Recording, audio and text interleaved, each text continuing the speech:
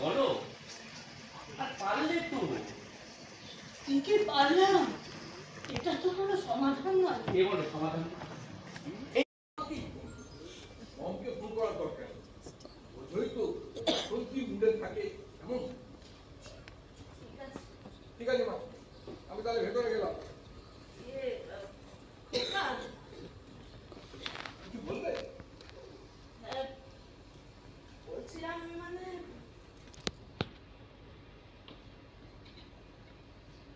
তোরা ভালো থাকিস বাবা। হ্যাঁ মা, আমাকে এখানে একা ফেলে রেখে দিব্যি তো সুখে স্বর্গবাস করছে, আর আমি এখানে লাঠি ঝাঁটা খেয়ে কেটে মরছি। তোমার কান্না শুনি তো এবার এমন কান্না, আমার পড়াশোনা মনে এরকম থাকবে, তাই না? কি ব্যাপার বলো?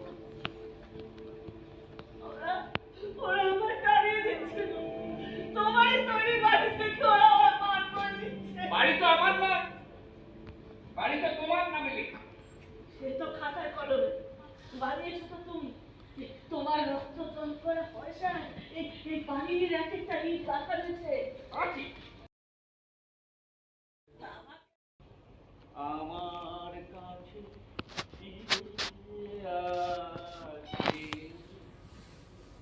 তারে আমি শুধাই তুমি ঘুরে বেড়াও, ঘুরে ঘুরে ঘুরে বেড়াও কোন বাতাসে অনেক দিনে আমার যে গান আমার কাছে ফিরে।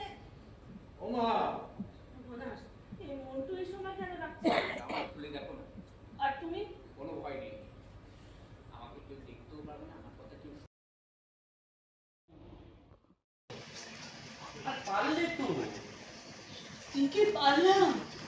এটা তো কোনো সমাধান নয়। কে বলে সমাধান?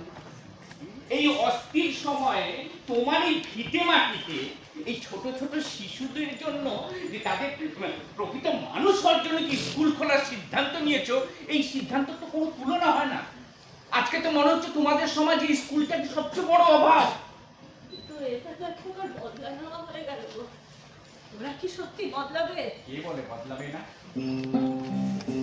হয়তো এইভাবে ওদের আত্মশুদ্ধি হবে। এই যে তোমার ঠাক্কাটা না খুব দরকার ছিল। হয়তো এরপর এই মাম্পি নিজের সন্তান ধারণ করবে এবং তাকে সঠিক পথে লালন পালন করবে, যাতে আগামী দিনে এই বৃদ্ধাশ্রম নামক এই অভিশাপটি তাদের জানি না নেমে আসে। আর এই অভিশাপ থেকে মুক্তির পথ তো তুমিই দেখিয়ে দিলে। এবার বলো, পারলে তো? সাহসে মুখ টান টান করে সিদ্ধারে সোজা রেখে বলি, পারলাম।